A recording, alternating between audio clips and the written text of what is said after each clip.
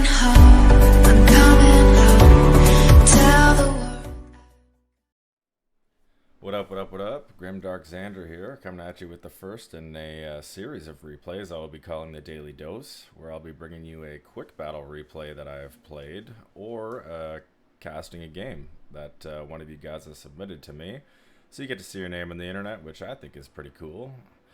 Anyways, without further ado, let's get down to it. In this battle, we got High Elves versus the Unhugged Elves. On the High Elves here, we got Eltharion the Grim on his special Hippogriff there. He's got Apotheosis, Hand of Glory, Soul Quench, and Tempest, along with his Fang Sword of Eltharion, giving him massive physical resist and an increase in armor-piercing damage, which can change the course of a duel if he does get himself into that situation, but he shouldn't really be trying. We got a pretty elite front line. We got 2 Swordmasters of Hoeth, 4 Spearmen on the flanks, and 2 Sisters of Avalorn, in the back here. So these are going to be the heavy hitter of the build. They are also flanked by some Lothran Seaguard with shields, just to get that protection from cavalry and a little bit more of the archer support. And in the back, anchoring everything, we've got some Phoenix Guard. Alright, so for my Dark Elf opponent, he is led by a Supreme Sorceress of Beasts, basically a Manticore summoner. Up on her Manticore, actually. She's got 2 Manticores with her already, so along the course of the game, summoning an extra 2 Manticores could be pretty dangerous, as they are quite good at gooning out characters. He's got a pretty crappy front line, honestly, of just Dread Spears, some Bleak Swords behind that, a couple shades of dual weapons for his ranged core, and a couple Dark Riders with shields back here for mobility, and the Blades of the Blood Queen coming in. On the flanks here, he's got 2 Dark Riders with repeater crossbows. Good AP values on them. If they got onto my Swordmasters or Phoenix Guard, they could do some horrible damage. Anyways, let's get this underway. So, armies just moving towards each other, as none of us have any sort of ranged, like extreme range components, such as the Reaper Bolt Throwers.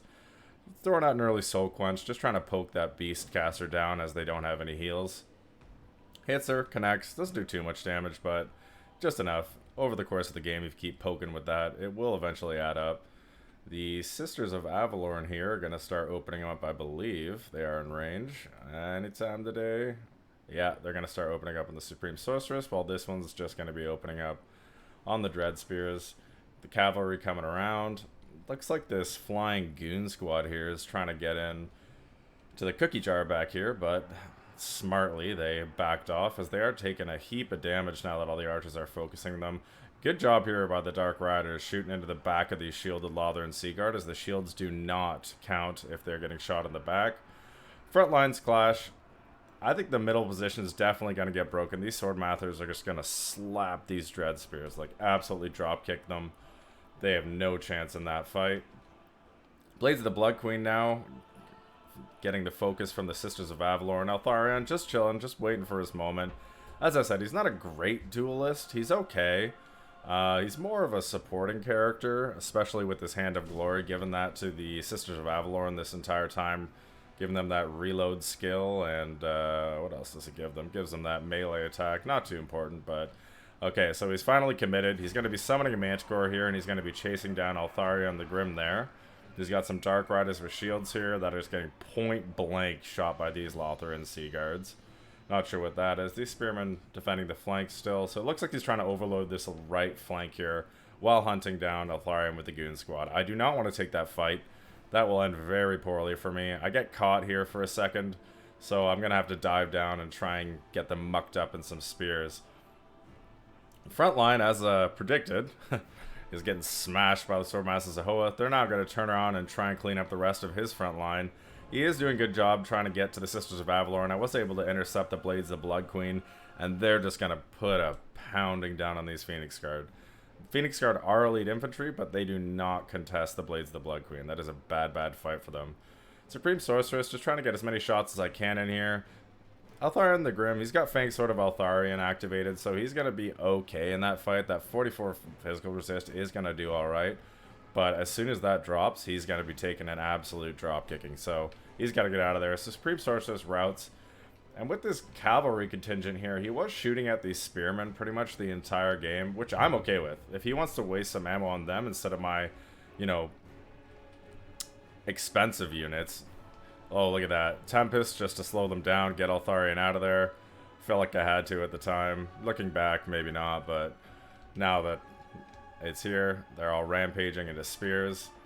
And Altharian taking shots from the shades of the dual weapons now. That's a good play. I think he should, honestly, I think he should have pulled these cavalry in. I know they are ranged cavalry, but if he got into the Sister of Avalorn, like, they are alright. They're decent melee combatants, which, if you have to say something's a decent melee combatant, it means they're a bootleg at whatever they do, right? Like, they're just not very good. Swordmasters of Hoth coming back to help protect these Sisters of Avalorn, who are now free-firing into the faces of these Dark Riders, repeated crossbows, and they're just going to get destroyed. There's no chance for them.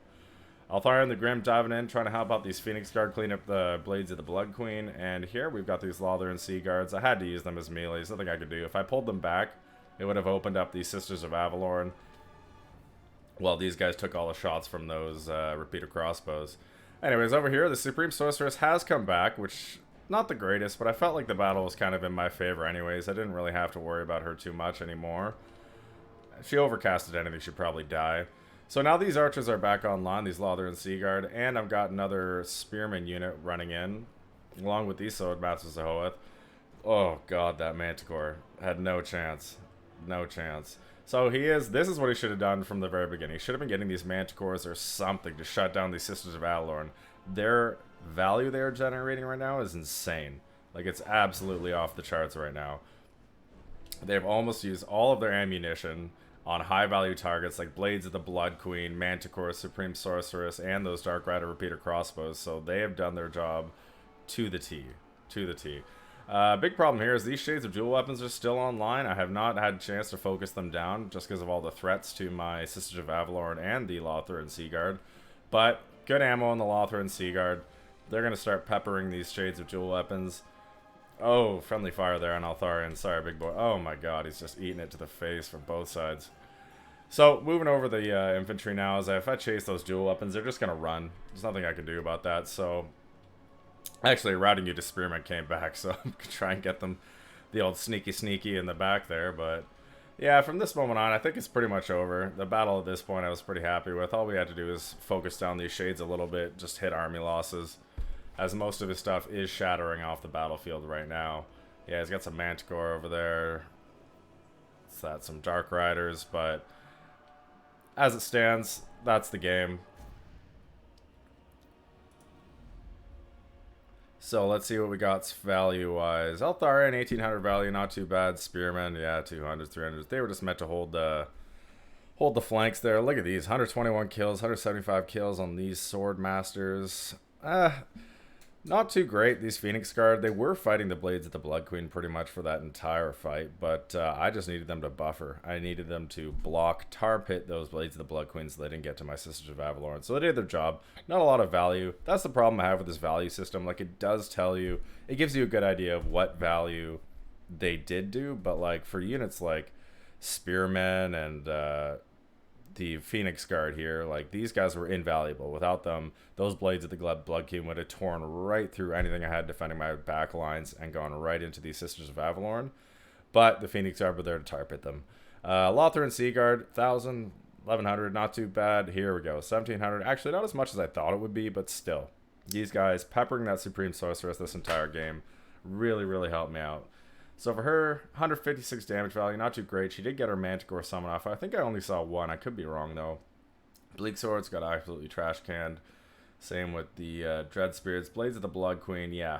1,000 value. Didn't pay for themselves, but they did chop up some Phoenix Guards, so, you know, they're going to go home happy. Shades of Dual Weapons. These guys, look at that.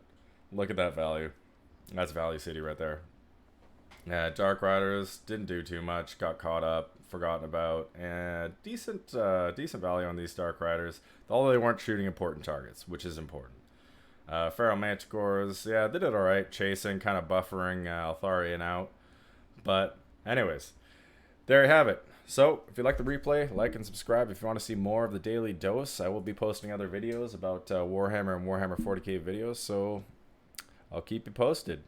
See ya!